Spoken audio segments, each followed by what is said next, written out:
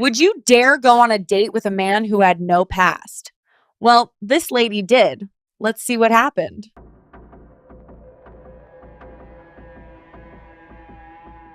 Hello, my name is Taryn Ray Smith. I'm 32 years old and I'm from Kansas, and I'm here to share a recent bad dating experience that I had. So I got out of a relationship near the end of last year of 2024, and I started getting back on dating apps. And I actually ran into a person who lived about 3 hours away from me.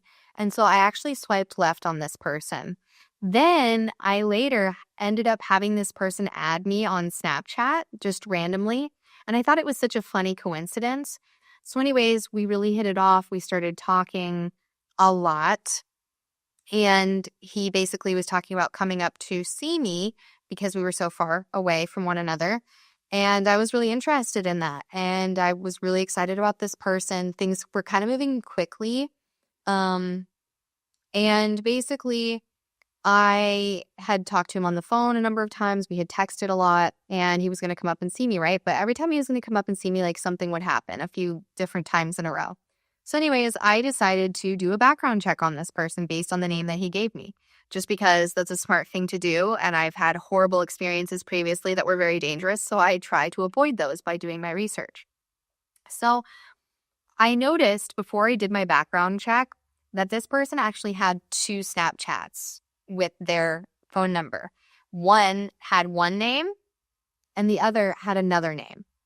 And I confronted this person about it, and they said that's their old Snapchat and they didn't use their real name. Like they used their other name because they actually have multiple heritages in their background. And so they have their English name and then they had their other name, and they're all one. And that actually is common in a lot of heritages. So multicultural people for sure. And, but I just thought it was strange. So anyways, I did the background check with the name that he gave me and with the other name and with all of the names put together. And I could not find anything about this person. It was like they didn't exist at all. And I thought that was very strange. So I told them that I had done this and that my dad, which is true, it was my dad's idea that I do this because he cares about me and he wants me to be safe.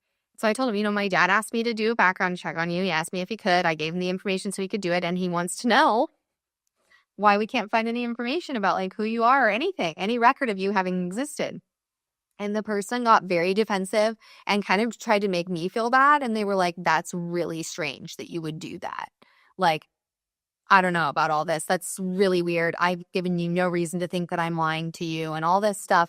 And then ghosted me for like a month, and then came back and tried to start messaging me again and tried to say that they like missed me and that they overreacted. And then again, they wanted to come up and see me. And then again, something would come up and they wouldn't actually come up and see me. And then the just process repeated. And obviously, eventually I got to the point where I was just like, look, dude, like, none of this makes any sense, and you haven't given me any reason to think that you are telling the truth about anything up to this point. And so I honestly feel like I really dodged a bullet there, and I think that I did so with the help of the background check, kind of just reconfirming that there were just too many things that didn't align.